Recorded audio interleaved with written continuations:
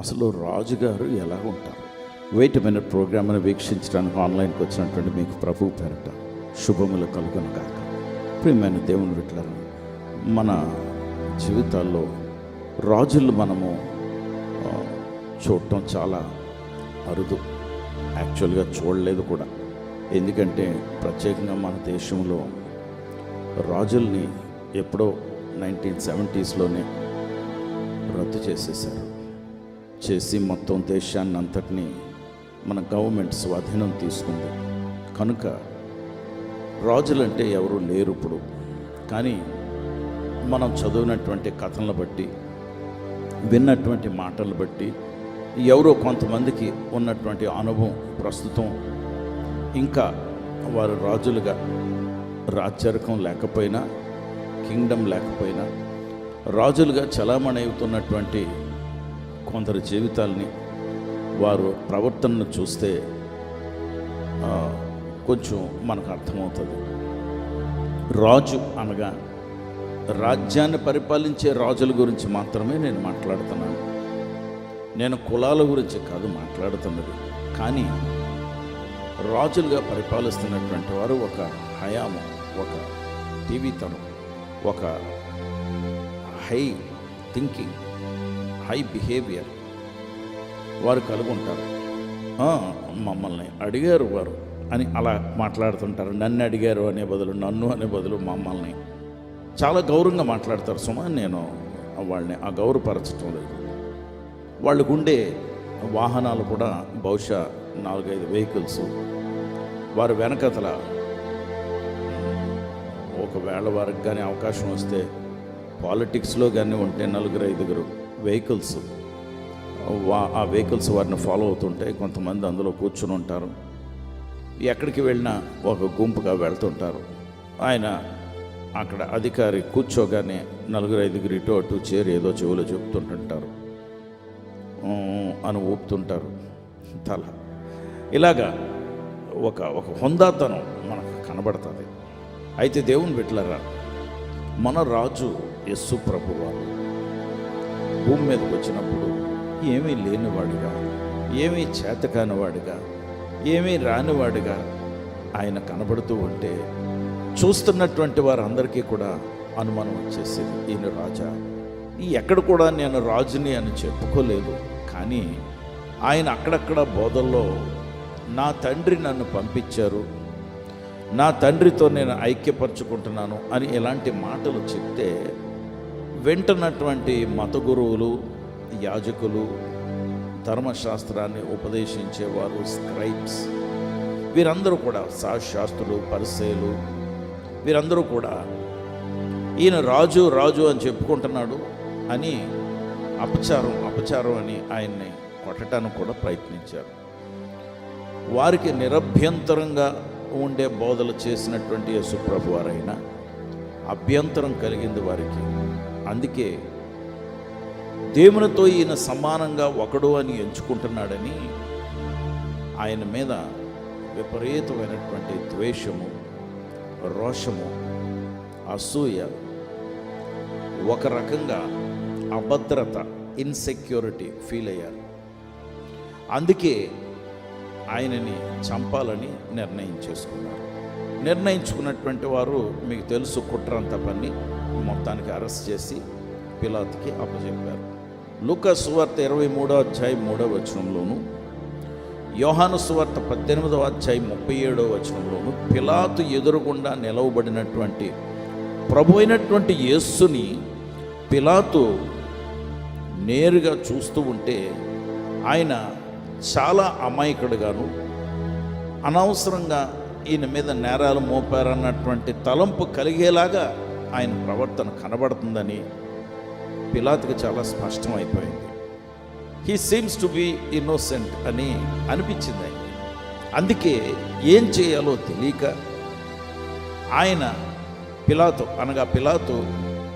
న్యాయం తీర్చాలి. ఇప్పుడు ఆయనకి న్యాయం తీర్చడానికి ఈయన మీద నేరం ఏమీ మోపబడినప్పటికీ నేరాలకు రుజువులు లేవు. అది ఏదో తిక్క నేరంలా కనబడుతుంది ఆయనకి. అందుకే పిలాతు ఆ ప్రశ్న అడిగాడు, ఏమని? నీవు రాజువా? దేవుని బిడ్డలారా, యేసు ప్రభుల వారు మొదటిసారి భూమి మీదకి మెస్సయాగా దిగి వచ్చినప్పుడు ఆయన ఏమీ లేనివాడుగా, బైబిల్ చెప్తుంది, తన్ను తాను రిక్తునిగా, సామాన్యుడిగా తగ్గించుకుని, ఏమీ లేని వాళ్ళ he emptied himself of everything అని ఒక తర్జుమా. ఏమీ లేనివాడుగా, ఖాళీ అయిపోయిన వాడుగా, మహిమంతా లేనివాడుగా ఆయన కనబడటానికి ఇష్టపడ్డాడు, మనతో ఐక్యపరచుకోవటానికి. అందుకని ఆయన్ని he's claiming to be a king అని అన్నారు. Not that he's a king అంటే ఆయన బయటకు కూడా కనబడటం లేదు కనుక, అలా మాట్లాడటం లేదు కనుక, ఆయన వెనకతలు ఉండవలసినటువంటి ఆ సరంభాని అంతా కూడా లేదు కనుక ఆయన్ని ఏమీ కానివాడిలాగా అనుకున్నారు. అందుకే నీవు రాజువా అని పిలాతు యేసు ప్రభుల వారిని అడిగాడు. ఇంకొక తలంపు ఏంటంటే, పిలాతు అధికారంలో ఉన్నవాడు, యేసు ప్రభు వారిని విడుదల చేయగలడు, యేసు ప్రభు వారిని బంధించగలడు. కనుక నీవు రాజువా అని అడగటానికి గల ఇంకొక కారణం ఏంటంటే, ఆయన పిలాతు అధికారి కనుక అధికారులు గుర్తించగలిగినటువంటి వారుగా వారు ఉంటారు. వారికి ప్రోటోకాల్ అన్నది ఒకటి ఉంటుంది.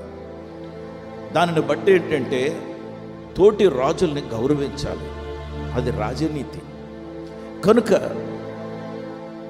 ఈయన రాజులాగే కనపడుతున్నాడు, ఆయన మాట తీరు అలాగే ఉంది, కానీ ఈయనకి ఆడంబరాలు ఏమీ లేవేంటి అని అనుమానం కలిగించేలాగా ఆయన వైఖరి, ఆయన ప్రవర్తన, ఆయన చుట్టూ ఉన్నటువంటి వారు దానిని బట్టి ఆయన నువ్వు రాజువా అని అడగటానికి అవసరం వచ్చింది. యేసు ప్రభు వారు జవాబు చెప్తున్నారు, నువ్వు అన్నట్లే. ఎస్, నువ్వు అన్నట్లే. ఆ మాటలో అర్థమైపోతుంది ఆయన ఎంత గౌరవంగా, ఎంత మర్యాదగా, ఎంత ఔన్నత్యము, ఎంత ఉన్నతమైనటువంటి వాడిగా జవాబిస్తున్నాడు. ఒక రాజుగారు, అవునయ్యా నేను రాజును బాబు, నేను రాజును బాబు, నన్ను రక్షించండి బాబు అని రాజుగారు అనక్కర్లేదు. అలాగ అన్నాడా? ఆయన తను తాను దిగజార్చుకున్నట్లే. అంటే లోకపరంగా ఆలోచిస్తే, ఒకవేళ దైవ సంబంధమైనటువంటి వారుగా మనం ఆలోచించిన ఆయన రాజు కనుక ఎవరిని బ్రతిమలాడనక్కర్లేదు. అందుకే ఏమీ లేనివాడుగా అక్కడ నిలవబడ్డాడంటే, దేవుని బిడ్డలారా, మీ సంగతి ఏంటో నాకు తెలియదు. నాకేమనిపిస్తుందో తెలుసా? నేను ఒక గౌరవప్రదమైనటువంటి వ్యక్తిని, నేను చాలా ఉన్నతమైనటువంటి వాడిని, నా జన్మం అలాగున్నా నేను ఎంతో గొప్పవాడిని, నా ఆలోచనలు, నా తలంపులు చాలా గొప్పవి అని నేను చెప్పుకునే బదులు ఆయన అలా నిలవబడుతూ ఉంటే ఆయనలో నేను ఉన్నాను అని నాకు అనిపిస్తుంది. ఎందుకంటే ఏవీ లేనివారుగా ఉన్న మనము, ఏవీ రానివారుగా కనబడుతున్నటువంటి మనము, చేతకాని వారుగా మనల్ని అందరూ చిత్రీకరించిన, త్రోసివేసిన, తృణీకరించిన క్రీస్తులో నేను ఉన్నాను అని నాకు అనిపించినట్లు మీకు అనిపించటం లేదా? He made himself nothing so that we can be something in him. మళ్ళా చెప్తున్నాను, he made himself nothing so that we who are nothing can make ourselves something through him and in him. ఏమీ లేనివాడుగా కనబడుతున్నటువంటి ఆయన, ఏమీ లేనివాడిని ఆయన నన్ను ఏదో కొంత ఆయనలో ఉన్నాను అని చూపించుకోవటానికి నాలాగా మనిషిగా నిలవబడ్డాడు. అందుకే మనము సామాన్యులము కాదు. ఎందుకు తెలుసా?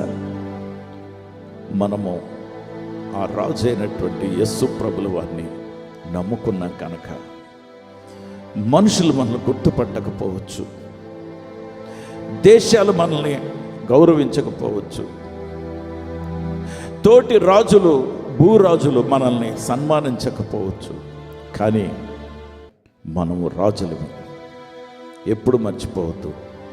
Because you believe in Jesus Christ. Yesu ప్రభుల వారిని మీరు నమ్ముతున్నారు కనుక, ఎస్ యు, నువ్వే ఈరోజు నిన్ను నీవు మామూలు వాడివి అని అనుకోవద్దు. యేసు ప్రభుల వారిలో ఉన్నావు కనుక నువ్వు రాజువి. అయినప్పటికీ ఈ భూమి మీద ఆయన తగ్గించుకున్నట్లు మనము కూడా తగ్గించుకుని వినయముగా ఆగపడాలి. ఎవరు మనల్ని ఏమన్నా తిరగబడకూడదు. రాజుగారు తిరగబడనక్కర్లేదు. ఒక చూపు చూశారంటే చాలు, ఒక్క మాట సెలవిచ్చారంటే చాలు. అలాగే నీ మాటలు కూడా తక్కువగా ఉండాలి. నీ ఆలోచనలు కూడా నీ గురించి హుందాగా ఆలోచించాలి. నీ ప్రవర్తన కూడా ఎక్కడికి వెళ్ళినా like the royalty, you are the royalty. ఎక్కడికి వెళ్ళినా రాజులైన యాజక సమూహానికి సంబంధించినటువంటి వాడిని నేను అని you should start believing it. దేవుని బిడ్డ, ఈరోజు నమ్ముదామా? నువ్వు రాజువా అంటే మీరు అన్నట్లే అని అంటానికి గుండె ధైర్యం కావాలి. అంతగానూ యేసు ప్రభు వారిని నమ్మాలి. బయటికి కనబడటానికి మాత్రం సామాన్యుడిగానే కనబడాలి.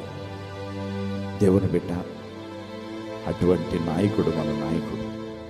మనతో ఐక్యపరుచుకున్నాడు, మనతో ఏకీభవిస్తున్నాడు, మన స్థాయిని పెంచాడు, మన స్తోమతను పెంచాడు, తన్ను తాను తగ్గించుకుని మన లెవెల్కి వచ్చాడు. ఏవి లెవెల్ లేనటువంటి మనము ఊరికే ప్రతి వారి దగ్గర లెవెల్ కొడతాం కదండి. నాకు ఎంతోమంది గుర్తొస్తున్నారు ఈ మాట చెప్తుంటే. ఏమీ లేనివారు వారి కుటుంబ పరిస్థితులు చూస్తే తెపాళాల డింకీలు కొడుతున్నాయి. అయినా ఏంటో గొప్ప. ఆ గొప్పగా పోయేవారిని తప్పకుండా వార్నింగ్ ఇస్తున్నాను. ఒక దినం రాబోతుంది, నేల మీద పడిపోయే పరిస్థితులు వస్తాయి. జాగ్రత్త. పరిశుద్ధుడా ప్రభా, నీకు వందనాలు, స్తోత్రాలు. ఇదిగో నాయనా, ఈ ఉదయం నీవు రాజువా అని అడిగినటువంటి ప్రశ్నకి, ఏడి నువ్వు అధికారువా, నువ్వు సేవకుడువా, నువ్వు యేసు ప్రభువాన్ని నమ్ముకున్నవాడువా అని ఎవరైనా అడిగితే అవును అని వినయంతో చెప్పడానికి మేము సిద్ధంగా ఉన్నాం. మాలో ఉన్నవాడు లోకములో ఉన్నవాడు కన్నా గొప్పవాడు అని నువ్వు చెప్పావు కనుక అవును, మేము రాజ్యార్గానికి సంబంధించిన వాడు. మేము there is royal blood flowing in us, there is royal blood upon us, the very blood of Jesus. యేసు ప్రభుల వారి రక్తం మా మీద ఉన్నది. మాలో ఆయన రక్తం ప్రవహిస్తుంది కనుక మా రక్తం యేసు ప్రభుల వారి రాయల్ బ్లడ్. ప్రభా, మా స్థితి, మా ఆలోచనలు, మా జీన్స్, మా ఉద్దేశాలు, మా ప్రవర్తన అంతా మారుస్తున్నందుకు మీకు వందనాలు చెల్లిస్తూ యేసు నామములో ప్రార్థించి వేడుకొంచున్నాం తండ్రి. ఆమేన్.